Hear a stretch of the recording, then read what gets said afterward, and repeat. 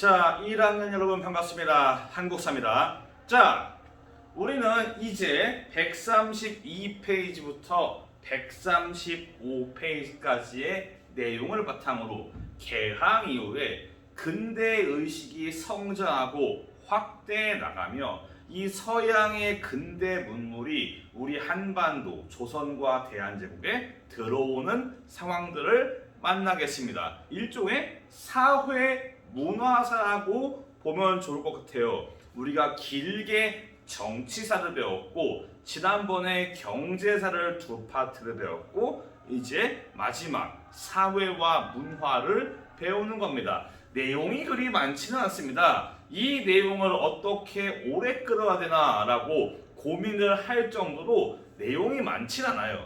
몇 개의 키워드만 놓치지 않으면 이 파트는 공부하실 때 전혀 어려운 게 없을 겁니다. 하나하나 만나봅시다. 먼저 이제 근대 의식 중 이 근대를 대표하는 것 중에서 하나가 평등이에요. 옛날까지는 고대, 중세 이런 시기는 서양이나 우리나 신분제가 존재하고 차별이 존재했어요. 하지만 지난번 제가 제일 처음에 말씀드린 것 같이 시민혁명이 발생하면서 왕이 물러나고 귀족이나 이런 신분 계층이 사라지면서 근대에는 평등한 사회가 등장합니다. 우리 조선도 양반 중심의 신분제를 가지고 있었는데 이게 점차 평등한 사회로 나아가게 바뀌게 되는 겁니다. 이 양반 중심의 신분제는 조선이 계속 이어져 내려오면서 고착화되고 썩은 물이 되어오고 있었는데 조선 후기쯤에는 이렇게 고여있는 양반 중심의 신분제에 대해서 반론들이 등장을 해요. 신분제에 대해서 약간 뭐라고 해야 되나? 실학. 이전에 제가 개화파를 할 때 북학파 실학자, 박지원 이런 사람들을 언급을 했는데 이 박지원의 양반전을 보면은 무의도식 놀고 먹는 양반들에 대해서 비판을 하고 있습니다. 여러분들이 양반전을 문학 시간에 배우려나 모르겠어요. 아마 이 박지원의 소설들은 여러분들이 1학년, 2학년 계속 문학 시간에 등장을 하게 될 것 같아요. 여튼간에 이 실학자들이 활동하던 시기에도 신분제도에 대한 비판은 등장을 했습니다. 여기서 말하는 조선 후기의 신분제에 대한 비판이 바로 그 얘기예요. 실학자들에 의한 신분제도의 비판. 이 교과서에는 이 갑신정변의 인민평등권을 평등의식, 신분제를 타파한다는 개념으로 나와 있는데 이 갑신정변의 인민평등권이 진짜 실질적인 신분제 평등을 주장한 것인가에 대해서 논란이 아직도 있습니다. 저도 그래서 갑신정변 파트를 수업을 할 때 이 갑신정변에서 나왔던 인민평등권이 완전한 의미의 신분제 타파는 아니라고 말씀은 드린 바가 있습니다. 그냥 갑신정변 파트는 여기 나와 있는 갑신정변의 평등의식은 그냥 간단하게 넘어가시면 될 것 같습니다. 동학농민운동에서 이 동학농민운동의 혁신 정강들, 폐정개혁안 이런 거를 보면은 노비운서를 소각한다. 과부의 재가를 허용한다. 백정들이 쓰고 있는 모자를 없앤다. 이 백정들은 고기 잡는 도축업자예요. 그 당시 조선시대에 도축업을 하는 백정들은 매우 천대를 받았고 길바닥에서 백정을 어떻게 구분하냐? 백정들은 그들이 쓰고 다니는 모자가 있어요.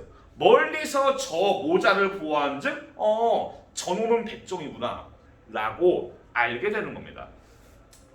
여튼 동학농민운동에서는 이런 평등사회, 과부제가의 허용, 백정에 대한 차별 금지, 노비에 대한 철폐 이런 거를 주장을 했고 이 동학농민운동이 갑오개혁으로 반영이 됩니다. 뭐 근대 개혁을 추구하는 정치가들도 알고 있어요. 근대의 기본은 인민의 평등이라는 것을. 그리하여 갑오개혁 1차, 뭐 우리가 갑오개혁은 시험범위 아니지만은 갑오개혁 때 신분제와 악습이 폐지됩니다. 즉 신분제의 폐지라는 것은 노비가 폐지되었고요. 악습은 뭐 과부의 재가를 허용하고, 뭐 연좌제와 글씨가 잘 보이나 모르겠네. 연좌제와 조혼을 폐지하고, 이러면서 평등 사회로 나아가기 위한 움직임이 발생하는 겁니다. 자, 또한 독립협회에서 이 초반에 러시아에 대한 반대, 나중에 배우겠지만은 이미 배웠구나.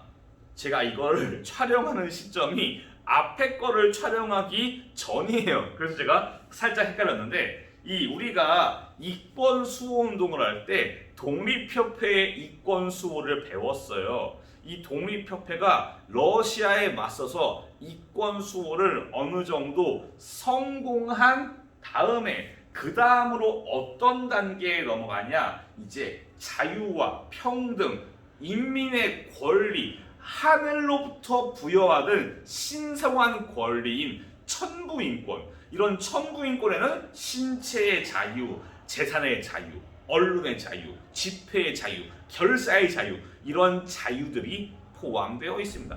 이런 것들을 독립협회가 주장을 해요. 이렇게 독립협회가 주장을 하면서 민중들 사이에서 평등의식이 계몽이 되면서 점차 확산이 되어갑니다.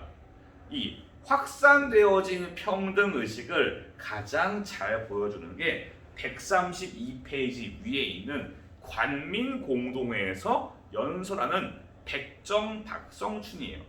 이 박성춘이 제일 처음에 열리는 제1회 관민공동회에서 대표 연사로 나와가지고 박성춘이 이런 말을 해요. 나는 무지몽매한, 나는 진짜 무지한 백정이지만은 나도 이런 건 안다. 이런 식으로 백정이 나와서 모여있는 사람들에게 연설을 한다. 옛날의 조선시대에는 감히 상상조차 못할 일입니다. 신분제도의 맨 아랫바닥에 있는 노비 그쯤에 있는 백정이 자기의 뜻을 만천하에 알린다. 이 자체가 평등의식이 확산되고 있구나를 보여주는 겁니다. 중요한 키워드까지는 아니어도 그냥 흐름이에요. 이런 식으로 평등의식이 확산되어 가고 있구나. 하지만 이 갑오개혁으로 법적으로 신분제는 폐지가 되었지만 관념적이고 현실적으로는 평등사회가 아직 찾아오지 않았습니다. 아직까지 이 현실 세계에서는 법적으로는 폐지되어 있지만은 각 마을과 현실 세계에서는 차별이 아직까지 존재를 합니다. 이게 신분제도가 갑오개혁 때 폐지가 되고 백정에 대한 철폐가 폐지가 되었다고 이 시기에 백정이 동네 양반한테 에요 왓썹 양반날이 반가워요 이 지랄 하면은 바로 그냥 멍석말이 조 터집니다. 어딜 상놈이 감히 아직까지 남아 있어요. 오죽하면은 나중에 중요하게 배우겠지만은 백정들이 일제강점기에 백정에 대한 차별을 철폐해달라라고 하면서 집회를 하고 이제 단체를 만들고 시위를 해요. 그 이유가 애초에 일제강점기까지 백정에 대한 차별이 남아 있었다는 반증입니다. 이런 차별들, 현실적인 차별들이 왜 발생하냐? 마을이 좁고 옛날에는 마을 단위로 이동을 잘 안 해요. 내가 만약에 가양동에 태어났다. 나는 그냥 가양동에서 죽는 겁니다. 가양동에서 강 건너 북쪽, 동쪽, 서쪽으로 이동을 잘 안 해요. 이게 언제 사라지냐? 이 한국전쟁, 우리 6.25, 우리 민족적 비극인 6.25 때 북한 놈들이 쳐들어오면서 이 전쟁통을 피해서 도망을 하다 보니까 인구 이동이 어마어마하게 생겨요. 이 부산으로 다들 피난하면서 이 부산에 서로 다른 각지의 사람들이 모이고 이들이 다시 뿔뿔이 흩어지면서 인구 이동을 거치면서 누가 양반이고 누가 상놈이고 누가 백정이고 누가 노비였고를 모르는 상황이 발생을 하면서 정말 리얼한 평등이 한국전쟁 6.25 이후에 발생을 하는 겁니다. 그 전까지는 계속 차별이 남아 있어요. 자, 그럼 다음으로 한번 넘어가 보겠습니다. 이 조선시대의 그 성리학적 가치관에서는 여성이 철저하게 차별받아 왔습니다. 남존여비라 그래서 남성은 높이 존중받고 여성은 비천하게 취급받는 그런 상황이었어요. 뭐 요새 남녀 간의 젠더 문제가 좀 격렬을 한데 누구나 다 동의해야 되는 거는 조선시대에는 여성이 정말 말도 안 되는 차별을 받아왔어요. 뭐 아까 말한 과부의 재가를 금지한 것도, 만약에 12살, 13살에 결혼했는데 남편이 죽어요. 14살인데 14살부터 이 여자는 죽을 때까지 혼자 정절을 지키며 살아야 돼요. 이게 무슨 소리입니까? 여성이 조선 시기에 차별을 받았다는 것은 그 누구도 부정할 수 없는 팩트입니다. 이런 상황에서 이제 근대가 되고 서구의 문물, 서양은 아무래도 조선보다는 여성의 그런 사회 진출이 있는 편입니다. 교육의 기회라든가 서양이 우리보다는, 이 당시에 서양도 완전한 의미의 여성의 참정권 이런 게 보장된 게 아니에요. 가장 늦게는 거의 1960년쯤에 벨기에인가가 마지막으로 여성 참정권을 도입할 정도로 서양도 여성의 평등이 그렇게까지 진척되진 않았습니다. 조선은 더욱더 심하죠. 여튼간에 당시에 한성에, 우리 수도 한양에 양반집의 여성들이 여권 통문을 발표하면서 여성에게도 교육의 기회를 달라라고 주장을 합니다. 요게 여성운동에서는 제법 중요한 사건이었어요. 아마 9월 1일일 거예요. 가물가물한데 아마 9월 1일에 여성단체 등에서 여권 통문의 날이라고 하면서 여성가족부와 여성단체에서 이 9월 1일을 매우 중요시 여깁니다. 그리고 이 여권 통문을 발표한 양반 여성들이 이제 찬양회를 추가로 조직하면서, 이 찬양회는 최초의 근대적 여성 단체입니다. 그러면서 주로 이 시기에는 여성들의 교육의 기회를 달라라는 말이 많아요. 옛날에는 여성들이 교육을 못 받았는데 이제 선교사들이 들어오고 이화학당 같은 여성 학교들이 생겨나면서 지금의 숙명여대의 전신도 이때 나옵니다. 각종 여학교들을 세워나면서 여성의 교육들이 점점 성장하고 기회의 문이 열리는데 이런 운동들이 많이 기여합니다. 또한 국채보상운동에서 이제 대구 지역의 여성들도 단체를 조직해서 그들의 가락지라던가 집안의 폐물들 이런 거를 털어가면서 나라의 빚을 갚기 위해 도움을 줍니다. 이렇게 여성 운동들이 성장을 하고 발전을 해 나아갔습니다. 이게 여러분들이 참 걱정되는 거는 요새 젠더 문제 때문에 여성 운동에 대해서 노이로제가 걸려가지고 여성의 여자만 나오면 거품 물까봐 걱정이 되는데, 일단 남녀 간의 평등을 해야 되는 건 맞습니다. 그렇기 때문에 이런 말도 안 되게 차별받던 시기에 여성 운동까지 너무 잣대를 들이밀면서 혈압을 올리지 마십시오. 예. 자, 넘어갑시다. 다음은 이제 근대적인 교육들을 알아볼게요. 이제 개항장에서 개항을 하고 서양의 문물들이 들어오면서 이제 근대적인 학교, 과거에 우리 동네 근처에 있는 양천향교라던가 아니면은 서원, 아니면은 학교들, 서당, 이런 과거의 학교들이 아닌 근대적인 학문을 교육하는 학교들이 등장합니다. 이 최초의 근대 학교는 원산학사예요. 최초의 근대적. 글씨 개판이네.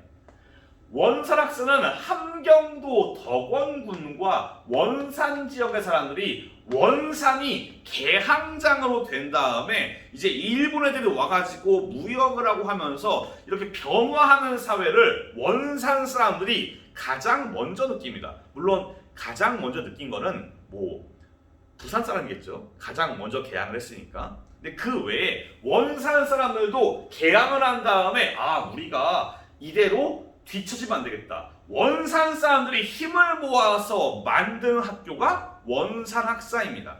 그래서 최초의 근대적 학교이고, 동문학은 영어 교육기관이에요. 동쪽에 있는 언어를 배우는 학교입니다. 우리나라 동쪽에, 한반도 동쪽에 일본이 있고 더 동쪽에는 미국과 서양이 있어요. 우리가 서양 그래서 서쪽으로 인식하는데 발상을 다르게 보면은 동쪽에도 서양이 있는 겁니다. 여튼간에 동문학은 동쪽에 있는 학문, 동쪽에 있는 언어인 영어를 학습하는 기관이고, 육영공원은 최초의 근대적 공립학교예요. 나라에서 세운 게 육영공원이고, 여기에서 외국인 선교사들을 교사로 채용해서 근대 학문과 영어 등을 가르칩니다. 그리고 외국인 선교사가 이제 한반도에 들어와서 전도와 포교를 하기 시작하면서 그들은 학교를 세워서 학교를 통해서 약간 선교의 그런 효과를 더 다지고자 합니다. 외국인 선교사들이 배제학당, 이화학당 이런 것들을 세워요. 이런 외국인 선교사들이 세운 학교라던가 이런 신식학교 이런 거를 들어간 사람들이 나중에 졸업을 해가지고 우리나라가 이제 한반도 조선이 근대화로 나아가기 위해서 개항 이후에 근대의 문물을 받아들이고 근대적인 개혁을 추진할 때 선봉장에서 앞서서 개혁을 추진하는 인물이 되는 겁니다. 이 교육이 필요 없지 않아요. 교육은 항상 필요합니다. 이 시기의 교육도 쓰잘데기 없어 보일지 모르지만은 나름대로 중요한 역할을 해냅니다. 우리가 지난번쯤에 배운 것 같은데 애국개몽 운동을 할 때 그때 제가 을사늑약 이후에 애국개몽 운동가들이 다양한 학교를 세운다고 했습니다. 그 중에 대표적인 게 신민회가 만든 학교 두 가지가 있어요. 오산학교, 대성학교. 그 외에도 이 애국개몽 운동가들이 민족의식을 다지기 위해서 여러 학교를 세워요. 양정의숙, 보성학교, 오산학교, 대성학교. 여기 세 개는 지금도 있습니다. 양정고, 보성고, 오산고 지금도 존재하고, 대성학교는 1912년인가? 그때 사라집니다. 여튼 이렇게 사립학교들을 애국개몽 운동가들이 민족의식의 고취를 위해서 우리가 국권을 회복하기 위한 하나의 방법으로 교육을 선택하면서 이런 것들이 생겨나고, 일제는 이거에 대해서 어떻게 대응을 한다고 했었나? 바로 사립학교령으로 허가를 받고 취소할 수도 있게 합니다.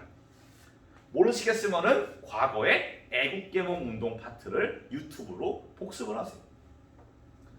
자, 그리고 한국사, 민족주의적인 한국사 연구가 이때 등장합니다. 어떻게 본격적인 지금의 시스템 같은 역사 연구가 이때 처음으로 등장해요. 그래서 민족주의 한국사란 무엇이냐? 우리 한국인의, 우리 민족의 동질성, 공통성을 찾기 위한 노력들이에요.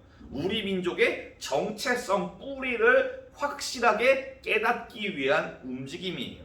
민족주의는 제가 이전에 제국주의 할 때 설명을 했어요. 원래 민족주의는 그 민족의 통일, 공통감, 이런 정체성, 독일인들이여 모여라, 이탈리아여 모여라, 이런 식으로 공통적인 것을 추구한다고 했는데 요게 마테인을 하면서 제국주의로 바뀐다고 했어요. 뭐 우리 한국사의 연구도 마찬가지예요. 신채호와 박은식 나중에도 또 나오는 중요하신 인물들이니까 마찬가지로 키워드입니다. 학교 이름들도 키워드를 보자면은 원산학사와 유경공원은 교과서 개정 전에는 상당히 중요한 키워드였는데 지금 여기 이 파트에서는 이 학교의 이름이 대강 넘어가고 있어요. 오산학교, 대송학교는 신민회와 연결이 되어 있기 때문에 중요한 키워드입니다. 신채호의 독사신론, 박은식도 나중까지 계속 나오는 중요한 키워드입니다. 일제강점기의 역사학을 할 때도 또 나와요. 여튼 중요하니까 지금도 보시길 바랍니다. 다음으로 넘어가 봅시다. 신문이 등장합니다. 신문도 이 교과서 개정 전에는 황성신문, 제국신문 이런 것들이 어떠한 성격을 가지고 어떠한 독자와 만났는가까지 배웠는데 우리 교과서에는 신문들의 내용이 그렇게 많지가 않습니다. 먼저 최초의 근대적 신문은 한성순보입니다. 방문국에서 만들어낸 한성순보. 이 방문국은 개화기의 관청이에요. 우리가 막 우정, 총국, 기기창, 방문국, 전환국 이런 1880년대 이후부터의 개항기, 개항 이후에 개화 정책을 펼치면서 관청들을 만들 때 그 중에 하나가 방문국이었고 여기에서 나온 게 한성순보입니다. 어느 반에서는 설명을 드린 것 같은데 순보 며칠마다 나오냐? 일보는 하루, 주보는 일주일, 순보는 며칠? 10일이에요. 10일.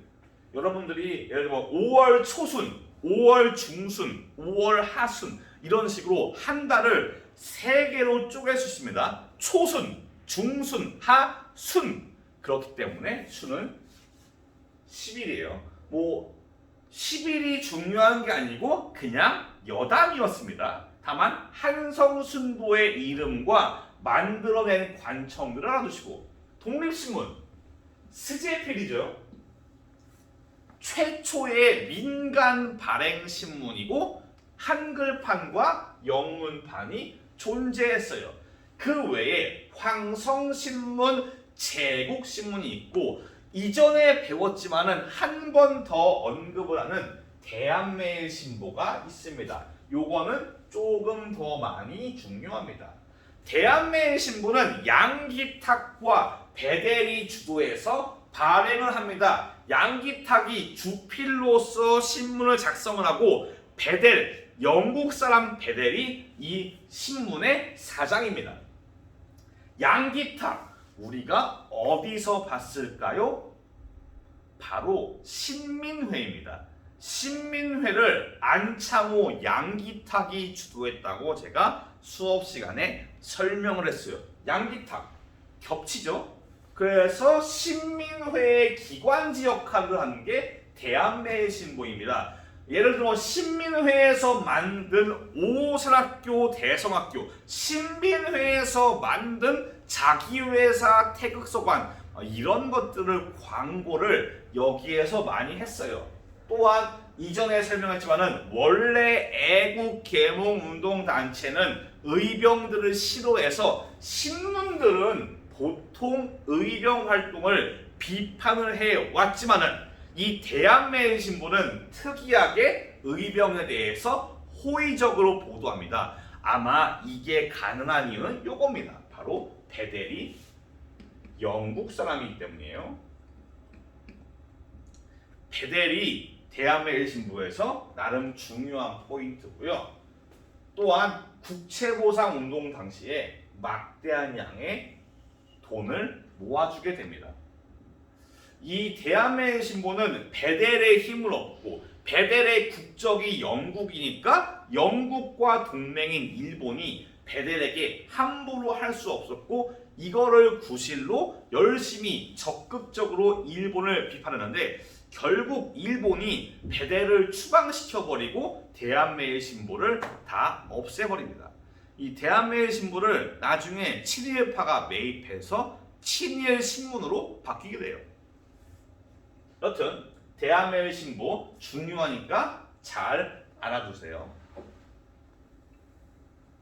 우리가 이번 1학기 기말고사에 모의고사 풀이를 할 시간이 있을까 모르겠지만은 요 대한매일신보 관련해 가지고 이 제일 처음에 수능이 나왔을 때 복수 정답, 수능 한국사 필수 첫 회에 복수 정답이 이 대한매일신보와 관련해서 나온 적이 있어요. 기회가 된다면 그 문제를 한번 봅시다. 나중에. 여튼 신문이었습니다. 다음은 페이지가 넘어갑니다. 134페이지와 5페이지. 선생님, 이번 파트는 왜 이렇게 본문이 작아요?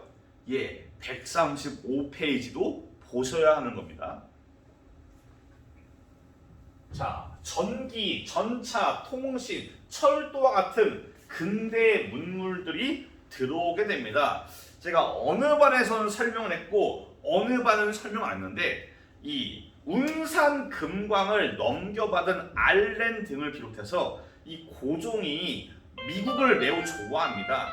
미국이 자기들의 국권 회복, 우리 대한제국의 국권 회복에 도움을 줄 거라 여기고 미국에 대해서 많은 양의 이권을 넘겨줍니다. 너무 순진했죠? 돌아온 거는 가스라 테프트예요. 미국은 우리 대한제국의 독립에 전혀 관심이 없고 무관심으로 홀대했으니까 보통 이 근대 문물의 수용에서 많은 영향을 끼친 게 미국입니다. 자, 전기. 경복궁에 최초로 전등을 설치해서 전등 점화식을 하기도 합니다. 막 전등 쫙 켜지고 이 당시에 고종이 전등을 보고 깜짝 놀랐다고 해요. 그리고 이제 미국 자본의 투자로 한성전기회사, 지금의 한국전력의 전신입니다. 이제 한성전기회사가 세워지고 이 두 개는 사실 연결되어 있어요. 왜 그러냐? 전차는 도심지를 달리는 느린 열차예요. 홍콩 여행을 가시면 트램이라 그래가지고 전차가 지금도 존재를 하는데 우리는 지금 도심에 전차가 없죠. 달릴 수가 없어요. 느리니까. 전차가 그리 빠르지 않습니다. 여튼 1899년에 서대문에서 청량리로 이어지는 전차가 이때 운행을 합니다. 전차는 전기로 달리기 때문에 보통 이거 두 개를 한 세트로 묶는 경우도 있어요. 통신은 한반도를 둘러싸고 청과 일본이 아웅다웅 싸울 때 한반도의 상황을 빨리 캐치해야 되니까 청과 일본이 경쟁적으로 전화와 전신, 모르스보 같은 이런 것들, 부호로 쳐가지고 전달하는 전신, 막 이런 것들, 전화와 전신을 이때 많이 연결을 합니다. 이걸 바탕으로 예를 들면은 청일전쟁 전에 이제 텐진 조약으로 텐진 조약이 된다? 정신 나갔네. 제물포 조약에 의거해서 일본이 파병을 할 때 일본의 파병이 동학농민운동 당시 청일전쟁 전에 일본의 파병이 청나라보다 하루 늦어요. 즉 일본이 미리미리 청나라의 파병을 알았다는 겁니다. 정보력이 좋았어요. 일본이 청이 한반도에 대해서 정보력이 좋았던 이유는 바로 이렇게 경쟁적으로 전화와 전신을 깔았기 때문입니다. 그리고 갑신정변, 이 갑신정변 때 어디에서 얘들이 정변을 일으키냐? 우정총국이에요. 우편 업무를 담당해야 되는 우정총국에서 정변이 발생했고 그 이후에 우정총국은 폐쇄가 되고 우편제도는 취소됩니다. 요게 제기되는 게 을미개혁 시기예요. 우편제도가 을미개혁 시기에 실행됩니다. 전차 같은 경우는 그래도 한번 보세요. 예. 연도까지는 여기는 외울 필요 없어요. 다음 철도. 철도는 여러분들이 뭐 고등학교 졸업이라던가 그 이전에 한국사 검정 시험을 본다, 아니면 나중에 공무원 시험을 본다. 그럼 철도의 연도가 되게 자세하게 언급이 돼요.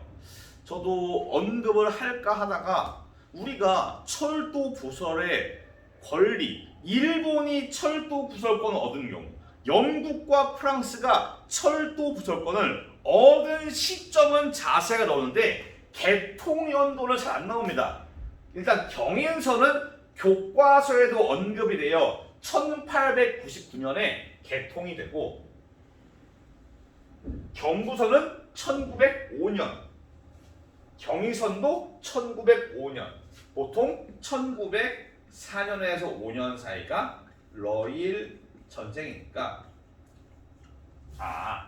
요런 철도의 개통들이 일제 침략과 매우 큰 연관성이 있구나라고 우리가 파악을 할 수가 있는 겁니다. 실제로 이 철도는 일본의 침략을 위해서 주로 활용이 됩니다. 일본의 병력을 만주로 수송하고 한반도의 자원을 일본으로 옮겨가는 그런 상황이 철도를 통해서 탄생을 해요. 오죽하면은 앞에서 보시면은 이 130페이지 보시면은 철도에 대한 이야기가 막 나오고 있습니다. 철도를 우리 민족이 좋아할 리가 없죠. 이 철도를 위해서 우리 사람들이 많이 희생을 받았고 우리 민족들이 희생을 겪었고 또한 이렇게 침략에 이용되었기 때문입니다. 여튼 전차와 철도, 우편 제도만 조금 자세히 아시면 좋을 것 같습니다. 자, 마지막입니다. 이런 것도 자세하게 해야 되나 참 난감한데 이 서구 문물이 들어오면서 우리의 일상생활에도 많은 변화가 발생해요. 먼저 음식들도 양식이 들어옵니다. 스테이크, 호떡. 호떡은 사실 청에서 들어온 거예요. 이 호라는 게 오랑캐름이에요. 오랑캐의 떡, 호떡, 호 주머니. 그렇다고 호 날두는 아니고 호 주머니, 호떡 이런 식으로 호가 붙으면은 이렇게 중국에서 들어온 경우가 많습니다. 호떡은 그래요. 커피, 고종 황제가 환장했던 커피, 아광파천 시기에 커피 맛에 본격적으로 눈을 뜹니다. 홍차 이런 것들이 이 시기에 서양식의 음식 습관이 들어오면서 초밥이라던가 이런 게 들어와요. 또 양복도 입기 시작합니다. 단발령을 실시한 이후에 이제 복장을 양복으로 입고 다니는 사람들이 막 등장해요. 나중에는 심지어 그래서 모던걸, 모던보이 이러면서 양복을 입은 일제강점기지만은 양복을 입은 사람들이 많이 활동을 합니다. 또 건물도 옛날 우리 스타일이 아닌 서양식의 덕수궁에 석조전이 건축이 되고 정관원도 세워지고 또는 거기 135페이지에 있는 손탁호텔 같은 이런 서구식 건물이 등장합니다. 또한 옛날에는 시간을 어떻게 했냐? 자, 축, 인, 묘, 진, 사, 오, 미, 신, 유, 술, 해 있잖아. 12간지. 여기에서 자시, 축시 이러면서 옛날에는 시간 개념이 애매해요. 각각 2시간씩이에요. 그러니까 자시, 축시, 인시, 묘시 이러면서 시간관념이 옛날에는 상당히 골 때립니다. 이제 이게 서양식으로 태양력을 쓰고 서양식의 시계가 들어오면서 막 회중시계나 무슨 괴종시계 이런 시계가 들어오면서 시간과 분, 몇 시 몇 분이라는 개념이 이때 등장을 하기 시작합니다. 이러면서 근대화된 모습이 점차 나타나는데 요거는 딱히 키워드가 없고 이런 것만 눈으로 살짝만 정말 살짝만 보세요. 암기를 달달 외울 필요가 없습니다.